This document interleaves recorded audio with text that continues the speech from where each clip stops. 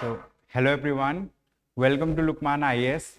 Today we are going to have the Hindu newspaper analysis dated 20th of October 2023. In today's newspaper analysis, we are going to cover a mapping topic and then we are going to cover the important articles from the newspaper. We have also included some questions for discussion in today's newspaper analysis. So let's start with the first topic, and before that let us see the let's say list of topics that we are going to cover. So these are the list of articles that we will cover in today's discussion. So the first topic that we are going to discuss is West Bank. Okay, so West Bank, this particular region has been in news, much in news. Earlier also we have discussed about it in one or other form. But today there was an article. In that article, they have referred to the, authority who is heading the Palestinian authority. A person who is heading the Palestinian authority, and that person resides in the West Bank. Okay, so that's why I have thought of including West Bank so that it becomes clear where is West Bank located. So as we can see over here, right, this is the, let's say, like map of Israel. This map, we will focus on this part, right? So this is the map of, let's say, Israel. And over here, inside Israel, we have Palestine as well. So this is the West Bank region, and this is known as Gaza Strip. Over here, this is known as Gaza Strip. Now the fighting that is happening between Hamas and Israel, it is happening in the Gaza Strip over here, right? It is not happening in West Bank, okay? But the West Bank has a say into this because it is associated with their cause. And this Hamas group, they have come into prominence after the decline of the Palestinian Liberation Organization, okay? Now, there are demands, right? There have been accords that have been signed between Palestinian Liberation Organization and Israel. These are known as Oslo Accords. So 2 Oslo Accords have been signed so far. But the thing is they themselves are not clear about two-state solution. Like Israel and Palestine, they are not themselves clear about two-state solution. However, many countries in the world have accepted that there should be a peaceful two-state existing side by side. So they talk about a two-state solution where Palestine accepts some of the territories for itself as a sovereign territory, and Israel also accepts the existence of Palestine. Okay, so that's the thing. So West Bank has been in news. So West Bank is, let's say, towards the eastern side of Israel. Okay, northeastern side of Israel, I would say. So it is not in the western side, it is towards the eastern side of Israel. This is West Bank. And this is an enlarged map of the West Bank, okay, enlarged map of the West Bank. Now the issue is that Palestine wants to have their capital in Jerusalem, and Israel also wants to have their capital in Jerusalem. And since Jerusalem is a contested city, so the thing is peace and stability in Jerusalem is very difficult. So that's why Israel has shifted its capital from Jerusalem to Tel Aviv. So this is the capital of Israel. So they have shifted it to Tel Aviv. Now this is the present capital of Israel. And if we talk about Gaza Strip, so this is the Gaza region. So here we are seeing the kind of conflict in this region. But if we talk about this West Bank region, okay, so in West Bank region, this Ramallah is the place where, let's say, the Palestine Authority or their officials sit over here. Okay, this is the thing. So this West Bank region has been in news, and we need to remember that this Israel shares let's say maritime border with Mediterranean Sea. Okay, that's the thing. Today we have included a mapping question on this topic that we are going to discuss in the later part of the discussion. So having understood about this topic, okay, so I hope it is clear where is West Bank located. That's the thing. So having discussed this topic, now let us talk about the first topic of the day. It says Southwestern monsoon withdraws from India. Okay, the name of the topic is Southwestern monsoon withdraws from India. So we need to understand about this. Okay, let's understand about this topic.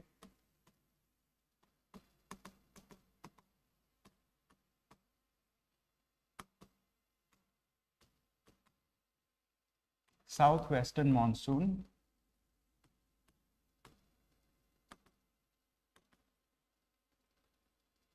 withdraws from India.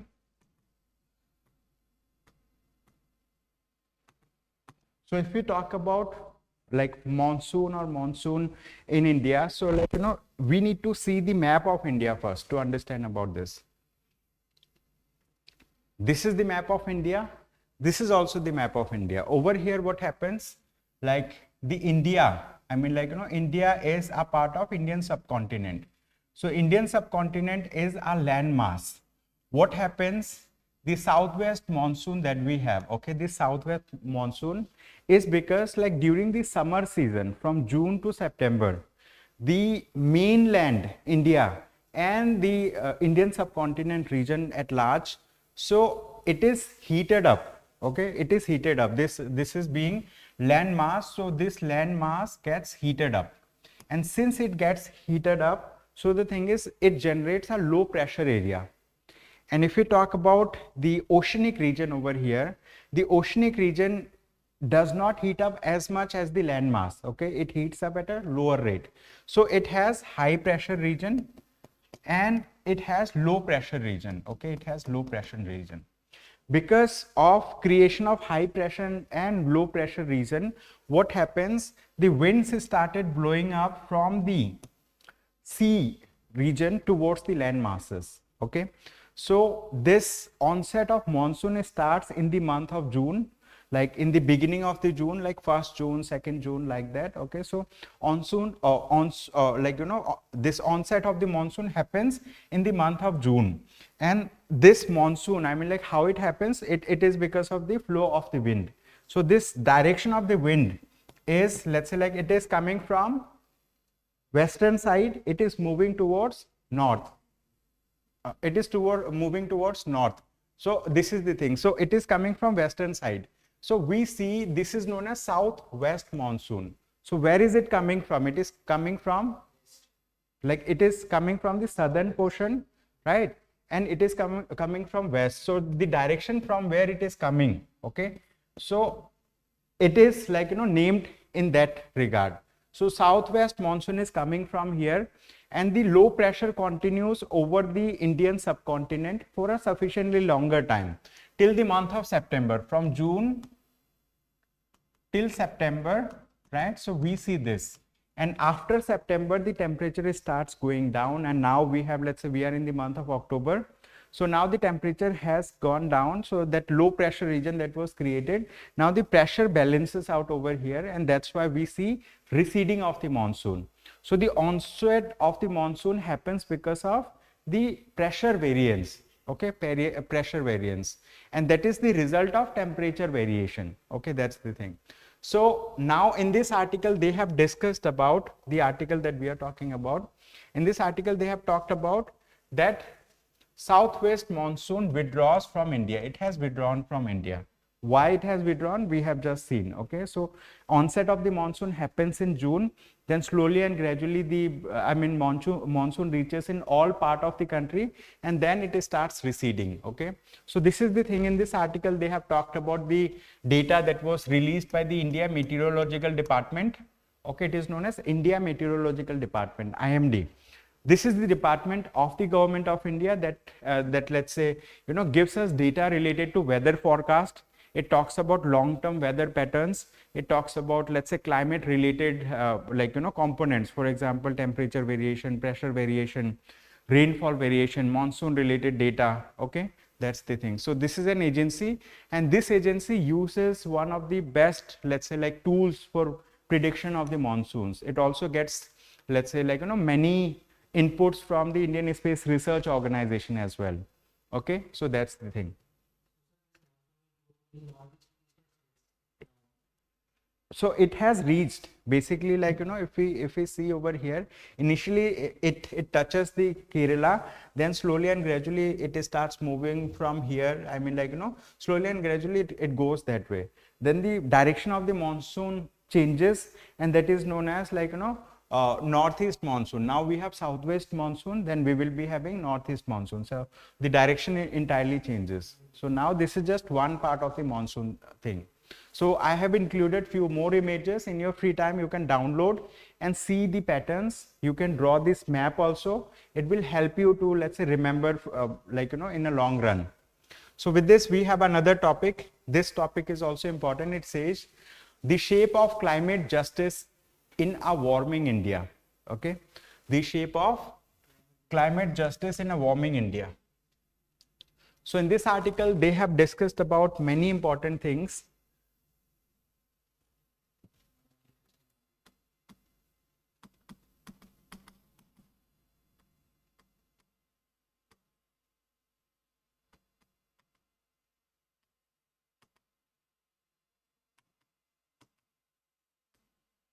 The shape of climate justice in a warming India.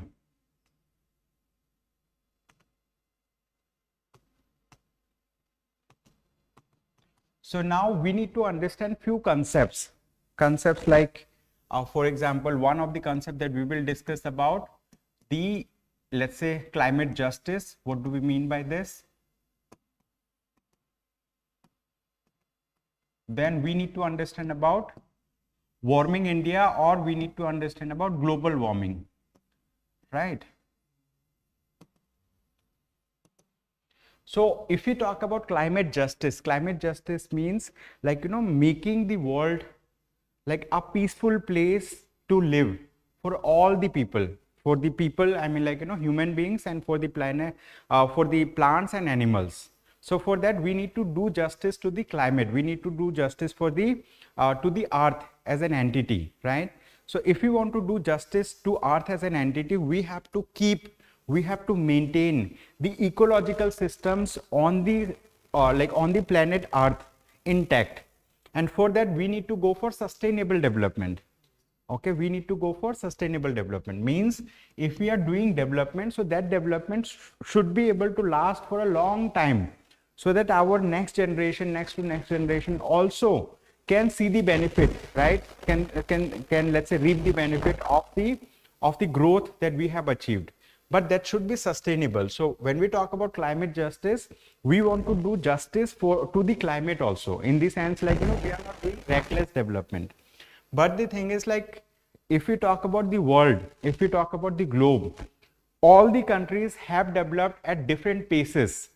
I mean, if we go historically, so those countries that are developed now, so these countries have adopted some models of development in long past, 200 years back, 100 years back, and the kind of development path that they have taken. So that has already harmed the environment, that has already polluted the environment. So it has led to global warming. Okay, it has led to global warming, and the global warming is continuously increasing. Now, earlier only few nations were on the developmental path using industrialization, but now many more countries have adopted the development path. Now, if all the countries go in the same manner, then Earth will become an inhabitable planet. So we want to avoid such situations, and to avoid such situations, different countries have come together. I mean, under United Nations organization, we do have an body which is UNFCCC, United Nations Framework Convention on Climate Change, and different countries have signed what? Paris Agreement. Okay, so different countries have signed something known as Paris Agreement. And what is the utility of Paris Agreement? Paris Agreement has given a goal, it has given a target to all the countries in the world. What kind of goal, what kind of target? It said that we will not let the global warming go beyond 1.5 degrees centigrade rise. Okay, so the temperature rise, I mean this is temperature rise as compared to pre-industrial level. Okay, as compared to pre-industrial level. So means during 1750s. Okay, so during that time, whatever was the temperature of the earth, average temperature of the earth, now we don't want to let it go beyond 1.5 degrees centigrade over and above that. So this is the target under Paris Agreement. If it is not possible, so we have given a target that we will not let it go beyond 2 degrees centigrade, okay, beyond 2 degrees centigrade temperature rise, like as compared to the pre-industrial level. So these are the Paris Agreement. But if we talk about the reality, at this point of time, the global temperature has already increased, right, 1.39 degrees centigrade as compared to pre-industrial levels. So the thing is like 1.5 degrees centigrade that we said, like, you know, it should not breach by 2100. So we are very near to it. So now every country should, let's say, like, you know, look back at their developmental plans, the plans that, like, you know, for their economic development. So the thing is, like, you know, if we want to avoid, like if you want to abide by the Paris Agreement and its target, we have to, let's say, like, you know, achieve these targets that we have set for ourselves. So in this article, they have talked about something which is known as intended nationally determined contributions. Okay, they have talked about what? Intended nationally determined contributions, INDC. They have also talked about common but differentiated responsibilities, okay, CBDR. So what is intended nationally determined contributions? What is common but differentiated responsibility? To understand the term, to understand the concept of common but differentiated responsibility, common but differentiated responsibility,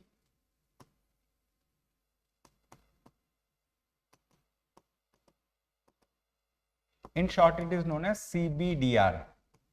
Okay, common but differentiated responsibility. Now we have just understood that different countries in the world have achieved different developmental status by following different developmental path. So every country has one common goal. The common goal is under Paris Agreement, that we want to limit the temperature rise as compared to pre-industrial level, and these are the targets. And if you want to limit the if you want to limit the temperature rise, every country is of a different size, every country has a different population, every country is at a different stage of development. So the thing is, these countries, what they need to do, they have a common responsibility. What common responsibility? To limit the rise in temperature. But their responsibilities towards it, like what action they need to take, it will be different for different countries. I mean, the developed countries that have already achieved development by following some path, so they do have historical responsibilities. They have responsibilities towards, let's say, like, you know, molding the development path of developing countries. So they need to, let's say, produce finance to newly, to developing countries, to underdeveloped countries, so that they can achieve their own developmental target by following a different path which is going to be sustainable. And if we talk about developing countries, they know about the urgency of climate related aspects. So they also need to follow what? Common but differentiated responsibility. They need to do their bit, whatever they can do. And as part of the Paris Agreement, there is something which is known as intended nationally determined contribution. What is INDC? INDC means these are the targets that a country sets for itself. They initially declare that we want to achieve these climate targets. After declaring, they take their actions in such a manner so that they can achieve those climate targets. Okay, so that global warming can be limited. Okay, so this is the thing. Now, here they talk about the shape of climate justice in a warming India. Okay, now we know that, like, not only India is warming, the entire globe is warming, the world is warming, because the environment that we live in, this environment is a common heritage of the mankind. Means this is common for everyone. If we pollute the environment at one place, it is going to have its effect somewhere else in the world. Okay, so the thing is, it is a connected, right? It is a common heritage of the mankind, we would say. So that's why in this article the author has talked about that during the G20 summit, right? During the G20 summit, the leaders have declared their intent. Okay, they have declared their intent, right? They have talked about during the G20 summit that was held in Delhi. So they have shared their intent that, like, you know, tripling renewable energy capacity and voluntarily doubling the rate of energy efficiency improvement. Okay, So we wanted to make 3 times what? Renewable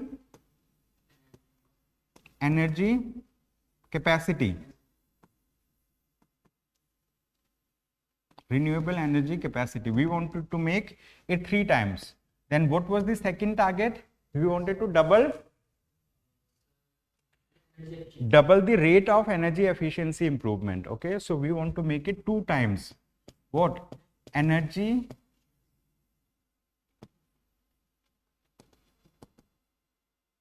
efficiency. Okay, and energy efficiency targets like that. So these were the targets that India has set for itself, right? And India has also tried to nudge means try to mold the behavior of other countries so that they can also adopt some targets like this. Some countries have adopted targets, but some countries have hesitated to adopt the targets. Why they have hesitated? Because they feel like they will not be able to achieve these targets. If they make a declaration, they will not be able to achieve those targets. So this is the thing. So in this article, the authors have talked about the concept of climate justice. So they have talked about that, however, in this Delhi Declaration on the climate question did not find consensus on most of the contentious issues, which is the root cause of the climate crisis, of the phasing out of fossil fuels. Okay, means like we need to phase out the fossil fuels that we are using to achieve the climate target. So they have talked about that, any energy transition initiative must embrace 2 nominal ideals. First, internalizing cost requires those who emit greenhouse gases to pay social and environmental cost. Okay, means internalizing cost requires. Then second, they have mentioned climate justice requires compensation for those who are harmed. Okay, means they have talked about 2 things. One thing, number 1, that internalizing cost. What do we mean by internalizing cost? If India wants to achieve renewable energy capacity target, if it wants to achieve energy efficiency, so they need to spend some money to adopt alternate form of technology. And to adopt those alternate form of technology, the kind of investment, the kind of expenditure they are going to do, it will be solely borne by India, this is known as internalizing cost. Okay, it will be solely borne by India. But every country has a different capacity of doing expenditure related to climate thing. Second thing that they have talked about is climate justice. Now we will understand about climate justice. Climate justice means now here those countries who have already achieved development by harming the climate, they do have responsibilities to do justice to the climate. And how they can do justice? By funding what? By funding environmentally sustainable projects across the world. For example, if India wants to achieve renewable energy capacity, so those countries can support India by providing some funding. They can support developing countries by providing funding. So this is the notion of climate justice. Okay, climate justice means it says those countries that have historically harmed the environment, now it is their turn of doing something good for the climate, of doing something good for the cause of the climate. Okay, so this is the thing. So in this article they have discussed about this. They have also talked about inequality matrix. They have talked about greening development. Okay, and they have talked about many things. Okay, greening federalism. So they have talked about photovoltaic cells, solar powers and all. So this is the thing. The basic concept is this. After this, you can go through this article to learn a little more on this topic, right? So they say given India's historically lower emissions, means like India has historically emitted lower because we did not adopt industrialization at that early stage. So economic growth has taken precedence over climate concerns, but such an approach evades the concerns of climate justice, such as its effect on inequality. Okay, they have talked about this. Okay, so India has not emitted historically much as compared to developed countries. So with this we will solve a question. It says With reference to Paris Agreement, consider the following statements. They have given two statements. One, it replaced Kyoto Protocol Agreement to deal with climate change. Second, it aims to combat climate change and limit global warming well below 2 degrees centigrade above pre-industrial levels, with an ambition to limit warming to 1.5 degrees centigrade. So this is related to Paris Agreement that we discussed. What about the first statement? First statement.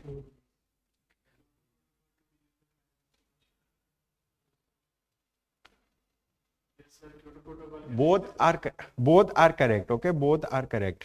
Means both these statements are correct.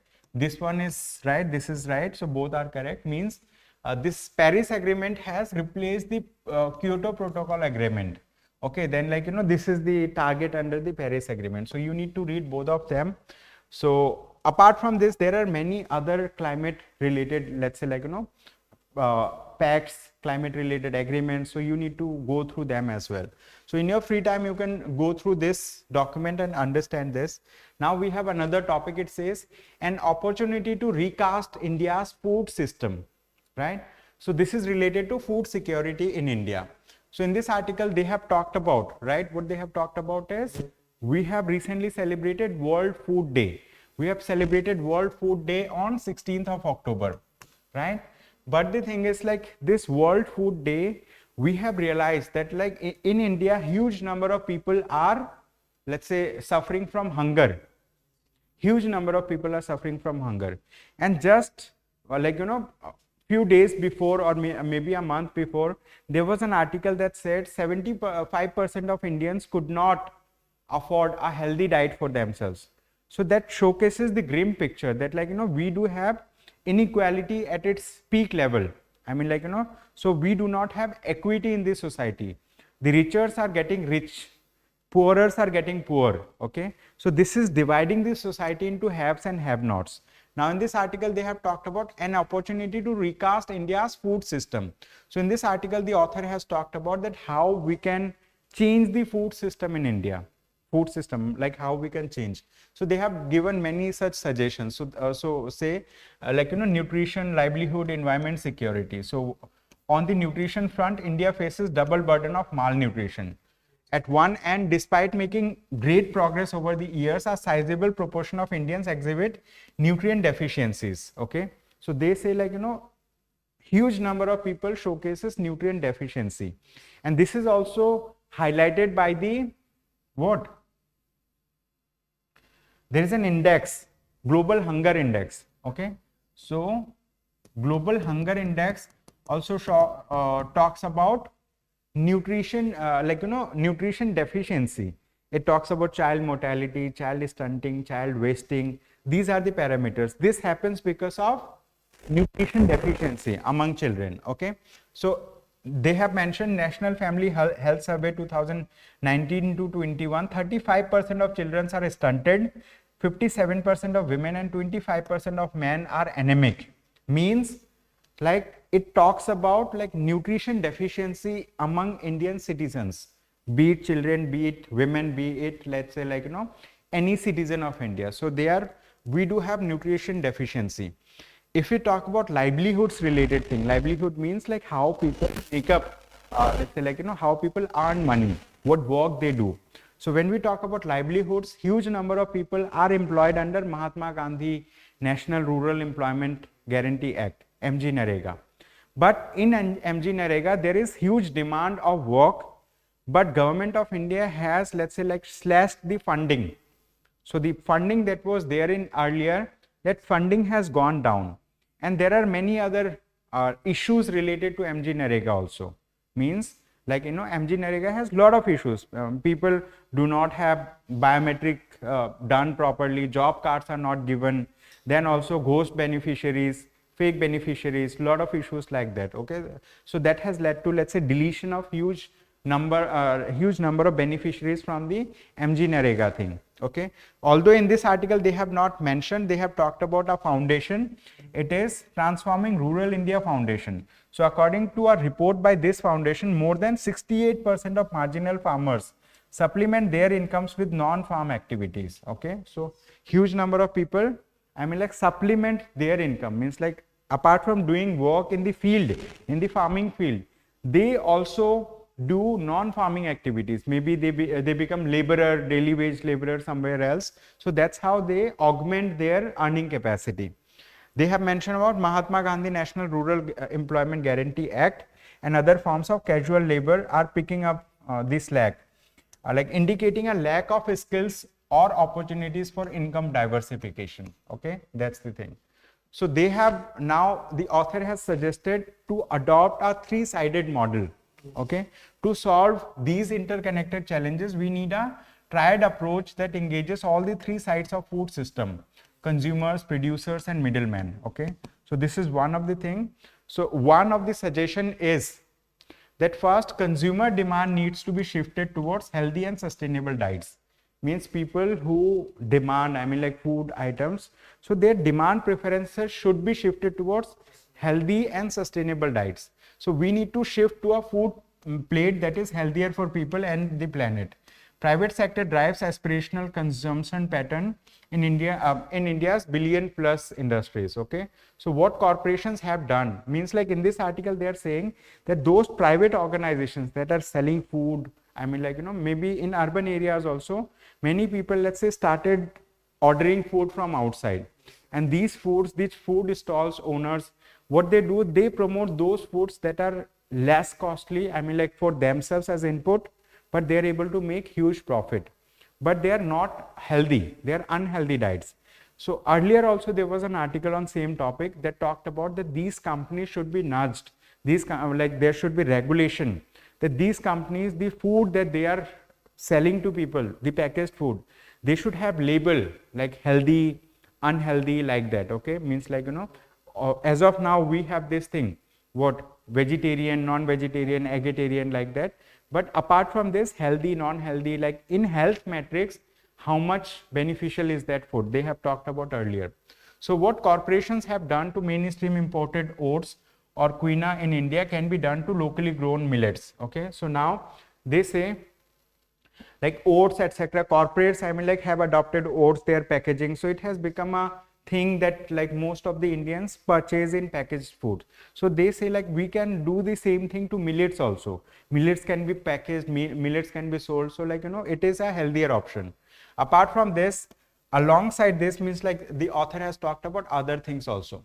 The author said the public sector, through its innumerable touch points such as public distribution system, midday meals, railway catering, urban canteens, and public institution procurement, can help improve what at least 70% of Indians are consuming. So here the author is talking about taking all the ways so that people consume the healthy diets. Okay, molding the system, I mean like the private corporations, their system can be molded, the government agencies, like the way the food stalls are functioning, it can be molded so that ultimately the food item that the consumer receive, it should be a healthier option. Apart from this, the author has talked about a second option also. To ensure resilient incomes, we must support farmers' transition towards remunerative and regenerative agricultural practices. Means we need to increase the income of the farmers, right? So to increase the income of the farmers, we need to go for remunerative, I mean like farming activity that gives them more benefit, right? And also regenerative agricultural practices, means sustainable agricultural practices, so that like once they start earning, they should be able to sustain that thing over a long period of time. So the National Mission on Natural Farming is a step in this direction. Okay, author said National Mission on Natural Farming is a step in this direction, but the overall funding for sustainable agriculture is less than 1% of agricultural budget. Okay, that's the thing. Means like we need to increase the budgetary allocation towards those schemes that are going to increase the earning capacity of the farmers. Okay, this is the thing. And the third thing that the author has suggested, shift farm to fork value chains towards more sustainable and inclusive ones. Okay, farm to fork value means like whatever is produced in the farm, that thing, and whatever goes in the plate of the people. So we need to shift the, let's say, farm to fork value chains towards more sustainable and inclusive ones.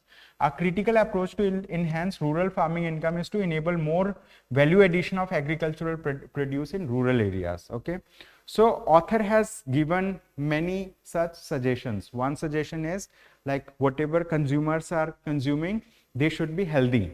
Then author has talked about that how the income of the farmers can be increased, right? How it can be made sustainable. Third thing, they have talked about like, shifting the farm to fork value chains. Okay, so we need to, let's say, reduce the middleman, and they have talked about some of the let's say government schemes also. Various young agri-tech enterprises such as Dehat, Ninja Cart are enabling such farm to buyer linkages, means from farm directly to buyer. So like, eliminating the middleman as much as possible so that farmers get the benefit of the thing. Okay, so this is a good article, right? In that regard, this article is very important for economy section, Indian economy section, right? In economy many questions come, right? I mean, in polity also it's important because we are talking about, let's say, sustainable development. We are talking about, let's say, like, welfare schemes for the marginal sections of the society. But this is a very good question for economy. Okay, means like questions generally come from these areas in economy. So now we have another topic. It says endless woes. Israel must stop bombing and find a solution to Palestine question. Now again, this topic is related to Israel-Palestine war that is happening. Israel versus Hamas. So Hamas, being a small group, is not able to sustain right in front of Israel. But the thing is, civilians are getting killed. So in this article, they have talked about that, like, Israeli Prime Minister has launched offensive against Hamas by saying that, like, Israel has right to defend itself. Okay, so this right to defend, okay, right to defend is a right that is internationally recognized under international laws. Okay, means like similar to the, like, self-defense thing that we have, right, for individuals in India. Similarly, countries also have self-defense things, so they have the right to defend. But in defending the thing, like, they should not be killing the civilians, because we have earlier also discussed that civilians and armed personals, they should be treated separately when we are into a warfare thing. Okay, because, like, there is Rome statute that talks about this thing. Okay, so in this article they have talked about recently one of the hospital was bombed and more than 500 people died in the hospital. Israelis are saying that this was conducted by Hamas, and other people are saying this was conducted by Israel. So, like, now no one is taking the responsibility of the, let's say, like, destruction that was done on the hospital. And here earlier also we have discussed about, like, that time it did not come in newspaper, is that International Federation of Red Cross and Red Crescent Societies. Okay, so we discussed about International Federation of Red Cross Society, we said. So this particular society works as an NGO. This generally works in those areas where countries or groups are in warfare. Their main work is to provide, let's say, humanitarian help, humanitarian assistance to wounded people, no matter whether they are civilians or they are army people, no matter from which country they belong to. If a person is wounded, their work is to cure that particular person, give, let's say, primary assistance, give, let's say, medical assistance, and also after that person recovers, handling that person over to the country or respective party that he comes from. Okay, so as part of it, there is an organization which is Doctors Without Borders, right? Doctors Without Borders. So that's the thing. They have also recently, what has happened, Israel has agreed to provide, let's say, like, some kind of help measure through some other channel to Gaza Strip, but they are only sending 20 trucks, and there are millions of people. I mean, like, 11 lakh, 20 lakh people are there, let's say, and they are sending 20 trucks. One truck, 1 lakh people will not be able to survive. One truck may be helpful for maybe 100 people, right? But, like, they have agreed to this particular thing. So here in this article, they have talked about that recently the Prime Minister of Israel has talked about they want to crush the Hamas. Okay, they want to crush the Hamas, but while crushing the Hamas, they should not crush the civilians, okay, because civilians has a right to, let's say, live, okay. So this is internationally recognized also. That's why many countries are condemning the steps, the actions that the Israel is taking, okay. So in this article they have said, right, about this. Then we have another topic. This topic is related to polity, it's related to economy also. Basically, it says, are southern states being punished for their success, right? To understand this topic, we need to understand two things.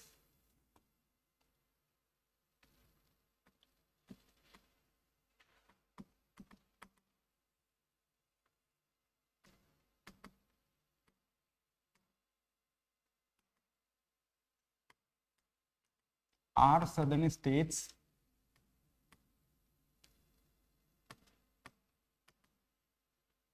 being punished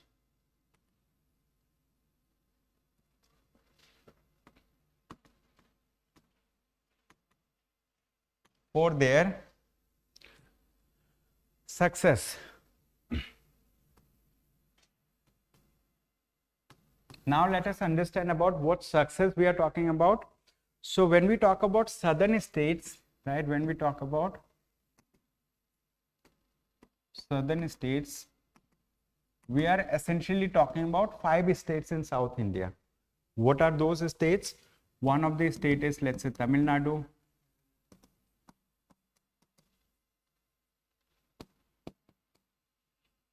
Kerala, Karnataka,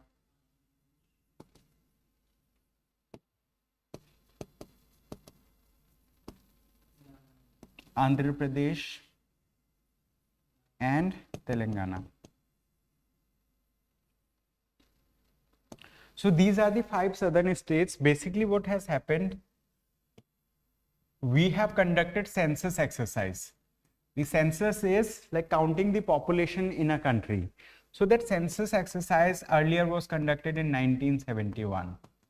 After then also the census is conducted every 10 years. So it is a decadal exercise. What? It is a decadal exercise. Okay, it is a decadal exercise. So the census that we conduct, the census serves multiple purposes. It talks about what is the total population of India. It also talks about what is the population of respective states in India. What is the population in different states? What is the population in a union territory?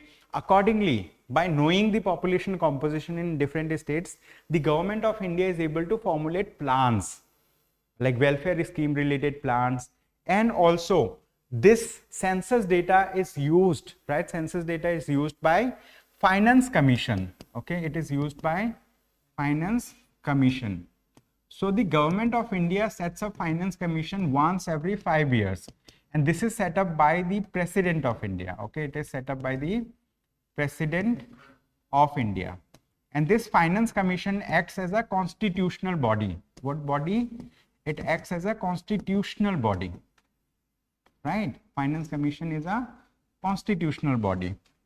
The President of India, while it sets up a Finance Commission, the President of India gives a terms of reference. Okay, terms of reference to the Finance Commission. What do we mean by terms of reference?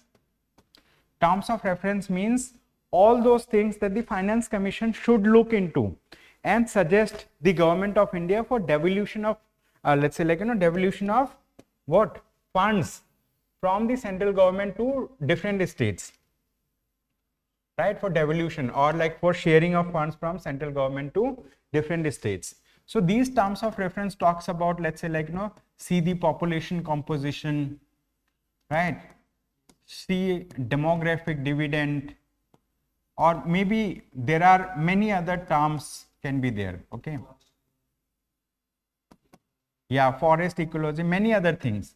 So the thing is, like, one of the important thing that is there in terms of reference is about population composition. Okay, so different finance commissions. So far we have had 15 finance commission. Okay, so 15 finance commission, 15 FCs have been set up so far, but now we will be having 16th finance commission. It is not yet set up. The President of India is yet to set up a finance commission, and the President of India has to give terms of reference to the Finance Commission, and Finance Commission suggests the government of India what proportion of money, right, that the central government receives from different taxation sources, how much of it will be shared with the states. They receive it from different states. I mean, like, let's say like in India, we have 28 states, we have union territories, right, we have UTs. So from here, through different taxation measures, right, the central government, the center receives money. So out of this money, they have to share this thing with the states also, right? They have to share it with states. Like union territories are under the central government, so central government looks into that fund. But the thing is, if we talk about this thing, if we talk about the states, so how much of the money will go to the states is, let's say like, is recommended by the Finance Commission. This is the work of the Finance Commission. In the 15th Finance Commission, they have initially said 42% of the total money that the center received should go to the states. Later on, after devolution, after the, let's say, disintegration of the state of Jammu and Kashmir into, they have made it 2 union territories. So this thing was reduced to 41%. Okay, it was reduced to 41%. Means if Government of India has 100 crore rupees, out of them 41 crore rupees will go to different states, like to the states in large. But out of those 41 crore rupees or 41%, how much of it will go to which state? That's the question. This kind of sharing of money, it is known as vertical devolution. Okay, it is known as vertical devolution, right? Vertical devolution talks about out of total money, how much percent will go to states. Then there is another thing which is known as horizontal devolution. Okay, another thing which is known as horizontal devolution. So when we talk about horizontal devolution, it means among states how it will be shared. Okay, among states how this money will be shared. For that, the Finance Commission takes into account one important thing which is known as population, and other important thing, right, which is known as, let's say, income distance. Okay, this is known as what? Income distance. There are many other parameters also that are adopted by different Finance Commission. Like this has evolved over the years. So initially, the 14th Finance Commission, it had given weightage to the population 27.5%, right? But later on, it has reduced to 15% by the 15th Finance Commission, right? So this is the thing. But population wise, if we talk about, there was a mandate to all the states to do family planning to control the population. Most of the northern states have not done any family planning. They have not done any thing related to control of population. But southern states have succeeded in this front. Means southern states have increased the, let's say, like, have increased on many parameters. I mean, like, like life expectation, and they have, let's say, worked on family planning. They have less number of population. So the thing is, they have succeeded. But when we talk about, if we count them population wise, they have lesser population as compared to northern states. Southern states have succeeded, but like they may be penalized for their success. So in this article, they have talked about this, that are southern states being punished for their success? Means if they count, they give more weightage to the population, the northern states will be benefited. Why northern states will be benefited? Because they have more population. But in northern states, most of the people that they are, I mean, like they are poor, right? They are poor, they are less educated, like, they are having less, what we say, income, right? A lot of things are there. In southern states, they have done well, but their representation in the parliament, right? Like, after census, there will be a delimitation and then their representation may go down. In this article, they have said that whatever thing is decided by 1971 census, right? So that should be freezed, they have said. If it is not freezed, what's going to happen? Northern people will be having more representation in the parliament. They are going to overpower the parliament, and southern states will have very less say into it, despite the fact that they have done well, right? So that's the thing. So they have said that this is one thing. What do we mean by income distance? Income distance means, let's say, like on an average in India, let's say 28 states are there. Out of them, let's say what is the national average? What is the national average? National average means what is the national average of income per state? Means like, let's say one state is earning 100 rupees, other state is earning 15 rupees. Some states are earning 55 rupees. So by taking an average of it, we will be coming to a figure. Let's say like, every state is earning 45 rupees, right? 45 rupees. So that state which earns less than 45 rupees, let's say our state is earning 20 rupees, right? So the income distance is 25. This is the distance. This is the average, national average. This is the income of the state. So if there is more deviation, if there is more income distance, this state will be receiving more fund. What it means, this state actually contributes less into the taxation sources for the government, but this state receives more money. For example, recently, one of the politicians in Kerala said, Kerala or Tamil Nadu maybe, Shashi Tharoor's name is also there.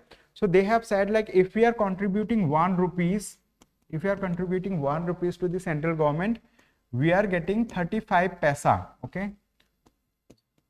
35 paisa back from the government.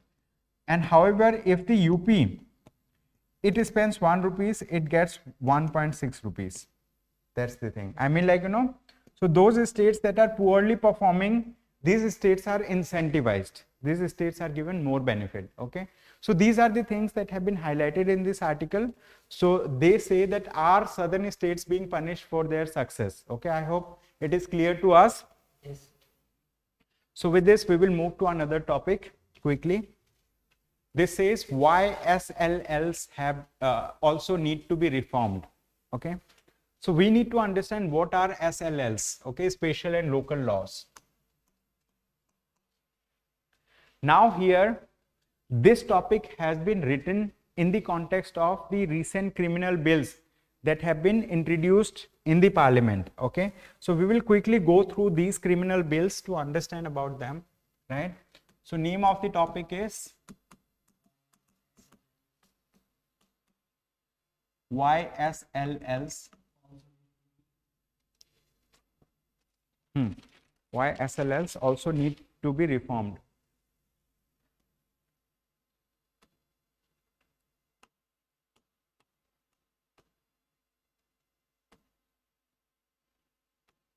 This is the thing. So what is the context of this topic? Like, what is the background of this topic? So in India, we have a criminal justice system. For that, we follow criminal laws. Presently, the criminal laws that are being followed are defined in some of the books. One is known as Indian Penal Code. Okay, we have Indian Penal Code. In short, it is known as IPC. Then we have Code of Criminal Procedure. Okay, Code of Criminal Procedure. This is known as CRPC. Then third is Indian Evidence Act. Okay, we have Indian Evidence Act. Indian Evidence Act.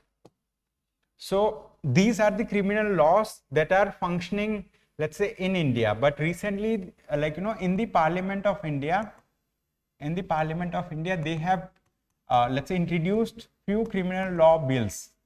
These bills are known as, one of the bill is known as Bharatiya Nyaya Sanhita. Okay, it is known as what? Bharatiya Nyaya Sanhita. In short, it is known as BNS. Okay, BNS, Bharatiya Nyaya Sanhita. So these are the laws that are functional now. These are known as colonial laws because these laws have been framed by the Britishers during their rule in India. But like we have adopted these things and we are using these laws. So they have come up with Bharatiya Nyaya Sanhita. These are bills, right? Bharatiya Nyaya Sanhita is bill. So once it is passed, it seeks to replace the Indian Penal Code. Okay, it seeks to replace Indian Penal Code. Then second thing is known as Bharatiya Nagrik Suraksha Sanhita. Okay, it is known as Bharatiya नागरिक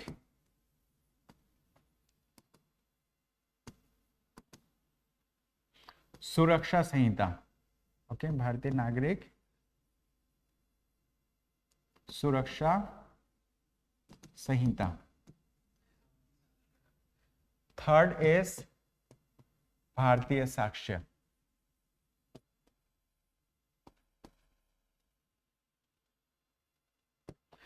So these are the three bills that have been introduced in the parliament. They have not been yet passed, right? If it is passed, then they are going to replace these existing laws. But these are not simple things. The Indian Penal Code itself is a very big, bulky document. This is also a bulky document. Through these things, the government of India has introduced, let's say, some changes into the existing framework. They have also defined some new kind of what? They have defined new kind of offenses. They have talked about what will be the penalty or punishment for those offenses. However, these are the legislations that are going to work nationwide. But if we talk about local places, right? So there are, in this article, they have talked about spatial and local laws. What they have talked about? Spatial and local laws. The spatial and local laws. So what are these spatial and local laws? These are the laws that operate at, let's say, like, local level, that operate at, let's say, panchayat level, that operate at, let's say, like, at lower level generally. Okay, they operate at lower level. So in this article, the author has made a point that, like, although we are making so many shifts, so many changes, but, like, there should be some devolution, there should be some, let's say, inclusion of the spatial and local laws in these provisions, or from these provisions, let's say, like, there should be authority, so that, like, spatial and local laws must be empowered. So this article has been written in support of the spatial and local laws. Why we need spatial and local laws to be strengthened, why we need them to be codified, right? So that's the thing. And related to this, in this article, they have talked about a statistics, which is known as Crime in India Statistics 2021. It says, as per this report, of the total nearly 61 lakh cognizable offences registered, 24.3 lakh offences were registered under spatial and local laws alone. Okay, so that's the thing. It is through spatial and local laws that universally accepted due to process values are increasingly being diluted. So it is through spatial and local laws that universally accepted due process values are increasingly being diluted. Increased power of search and seizure under section 43A of the UAPA and the admissibility of concession recorded by the police officers under section 18 of the Maharashtra organized crime. So in this article, they have talked about Maharashtra Control of Organized Crime. They have talked about Unlawful Activities Prevention Act, right? So they talk about, like, they exemplify the exceptions that are given.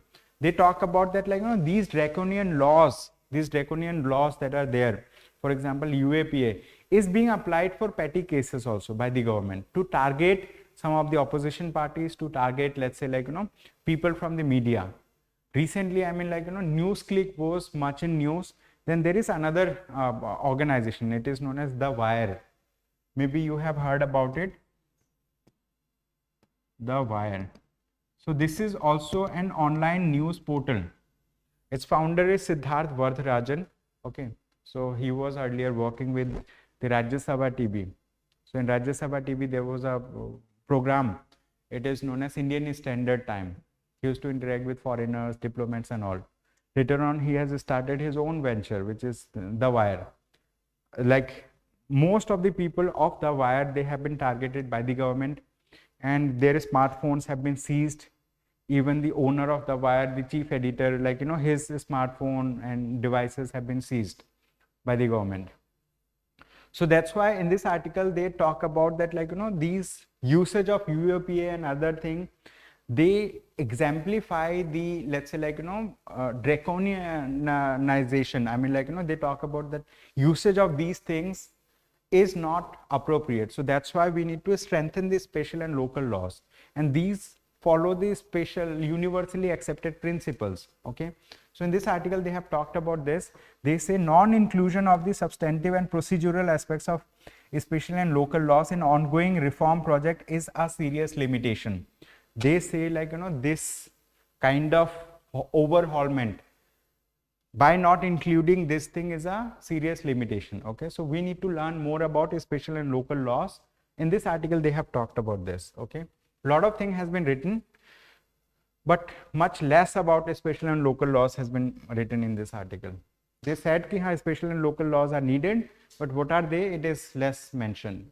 So now we have another topic. It says, why are earthquakes frequent in Afghanistan? Okay, so earthquakes happen because of shift in the tectonic plates. Okay, so we have heard about many let's say many things in geography, right? 11th standard geography, if you read NCERT, so you'll understand about tectonic plate theory. There is a theory which is known as TECTONIC, tectonic plate theory. So what is tectonic plate theory? According to this, in the world, right, we do have continents and we do have oceans, right? So continents and oceans, they are on different kind of plates, and these plates are constantly moving. They are moving at a very slow rate, but this movement is known as tectonic, like these are known as tectonic plate. These plates are moving, so they are tectonically shifting. So some plates are coming towards one another, they are known as convergent planes. Some plates are going away from one another, that is known as divergent plane. And also there are some plates that are moving past one another, they are known as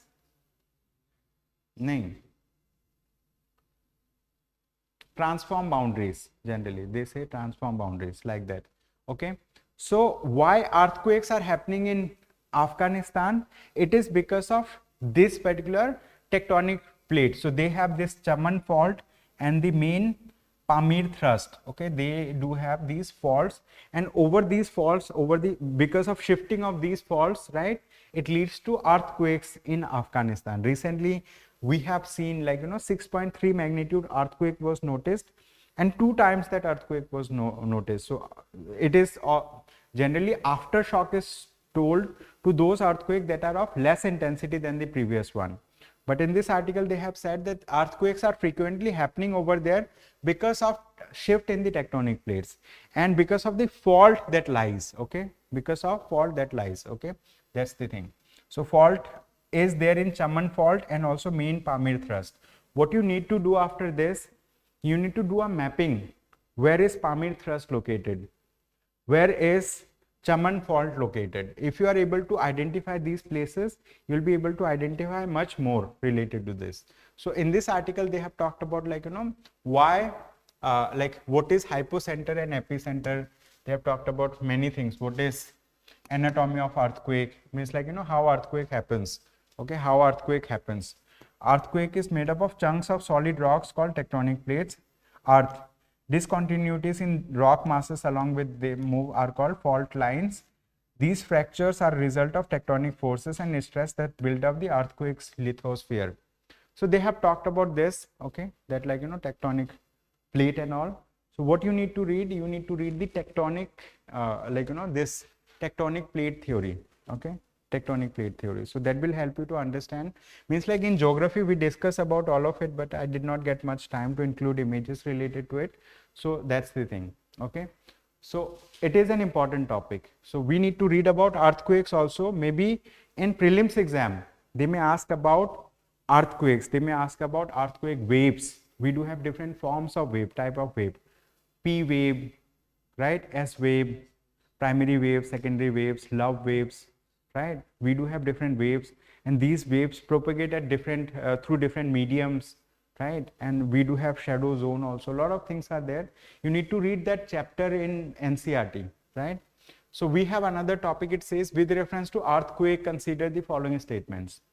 The point where energy is released is called epicenter of an earthquake, right? The point where, let's say this is the earth. If this is the place where, let's say energy is released, it is it known as epicenter, or the place from where this comes, it is known as epicenter. We do have epicenter, we have hypocenter. We do have two centers. A line connecting all the points on the surface where intensity of earthquake is same is called an isoseismic line.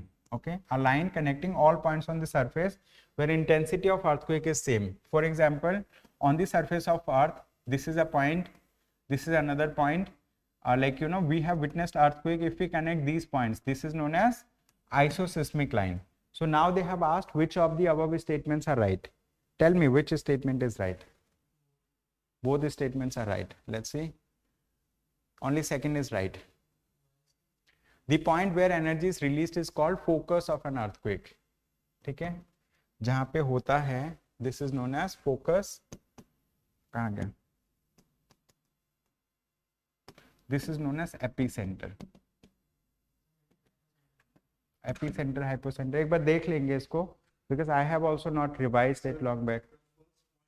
The earth receive the waves is epicenter and point of release of energy is focus. जहाँ पे point of release of energy is called focus. Subsurface level पे focus है कि ऊपर है focus? Focus subsurface level पे, हाँ, ऊपर एपिसेंटर. ऊपर एपिसेंटर है. Now the point where energy is released is called epicentre. Is it right? Focus पे एनर्जी रिलीज होती है. हाँ, एपिसेंटर सबसे पहले आती है. हाँ, दैट्स द थिंग. ठीक है, so this should be focus, so that's why it is wrong. This is right. ठीक है, long back I have gone through it. ठीक है, रिवीजन नहीं है. So you need to, let's say like you know, solve this thing. You need to go through it. ठीक है, so this is the thing. Images are not included. Image होना चाहिए. ठीक है, मतलब पूरा अर्थक्वेक का मतलब you need to go through कि मतलब anatomy of earthquake. You will understand कि कैसे है, शॉक वेव वो है, everything. Now we have another topic. This topic says Modi reiterate support for Palestinian statehood. ठीक है, मतलब although prime minister did not say vocally about it, he has vocally said about the cause of what? Israel initially when attack happened on Israel through Hamas. So that time he said like we are with Israeli people, so terrorism in all forms should be curbed. But the thing is the government of India does have a consistent position. They support two-state solution. Government of India supports two-state solution. Government of India says that there should be a sovereign Palestinian state which stays peaceful with Israel, that stays alongside. So in this article they have mentioned about that thing. We need to go through it in let's say like, you know, I mean much is not written. They have just talked about what is official position of India, what is official position of Israel, what the Palestine wants. We have discussed much about it earlier also. So you can go through this in your free time. Now we will solve a question related to this. This is a question. Consider the following countries: Jordan, Syria, Egypt, Lebanon. How many of the above countries border Israel? Jordan, Syria, Egypt, Lebanon. हाँ, Jordan है. ठीक है, Lebanon भी है. Egypt का तो अभी recently news में है कि उनके थ्रू वो जा रहा है, trucks, 20 trucks for 20 lakh people. Syria, what you think?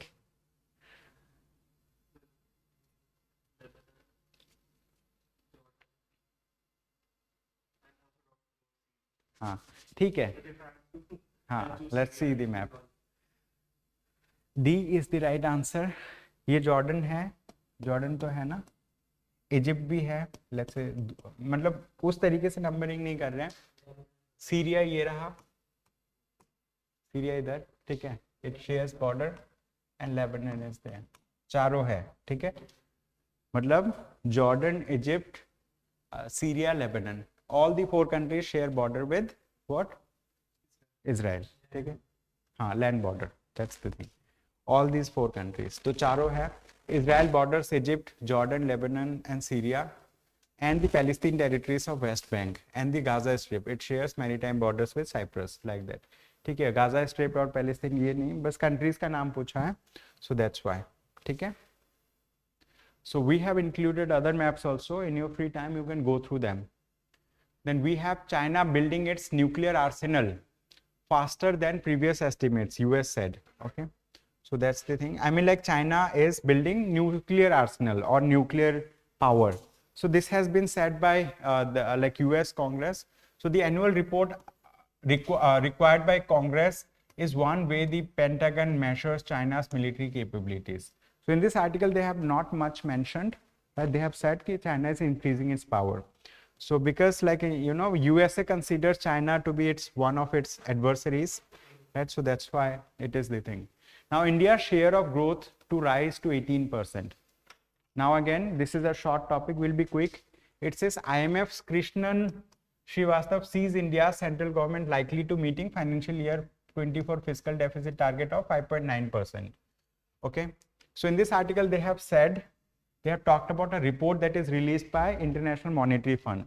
So IMF sees India's contribution to global GDP growth increasing by 2 percentage points to 18% in the next 5 years from 16%. Okay. So India's GDP growth as compared to global GDP growth, I mean, like, you know, it is going to increase. So earlier it was 16% contribution. Now it is going to be 18% contribution, right? Then we have region's economy expected to grow by 4.6%, like that. So this is, I mean, like, it talks about the report released by IMF, right? So in that report, they have mentioned about how like India is going to grow. Then we have another topic, short, moderating inflation is bolstering India's macro fundamental. Inflation level is under control. Okay. So now we have another topic. I thought कि DTRS है, ठीक है? DTRS cancel. It is there. DTRS. हाँ. So जो भी I was rushing through so that मतलब like, you know, DTRS session can be taken. Actually many articles are there now. Like if we go into details, so it will become, let's say, a long class. So it says moderating inflation is bolstering India's macro fundamentals. Now we need to understand about inflation. So inflation is kept by the Reserve Bank of India at certain level and by the government. Means inflation is desired in an economy, but inflation is desired in a certain bracket. I mean, like, we don't need inflation which is hyperinflation like that, so that will you know, devalue the currency. The currency is going to go down, so we may have to give huge amount of rupee to get like a small thing. So and also if inflation is not there, so the economy is not going to make progress. So that's why inflation is needed. Recently, the Reserve Bank of India governor and RBI deputy governor, okay, deputy governor is Michelle Debarata like Patra, wrote in the latest edition of the RBI bulletin. So they have said inflation has moderated from its July peak, bolstering macroeconomic fundamentals. Means inflation has moderated, means inflation has come down. Since inflation has come down, now macroeconomic fundamentals are strengthening, getting strengthened. Okay, so this is the thing. I mean, like, you know, so they have mentioned about many other factors also, noting that demand conditions are upbeat in Q3. I mean, like, we don't need to get into so much data. So maybe in later date we will discuss in detail about inflation, deflation, the tools like that RBI uses to control or moderate inflation. I mean, like, you know, tools that help the RBI. So there are some quantitative tools, there are some qualitative tools. So we will discuss about them maybe at a later date. So that's all for now for the day.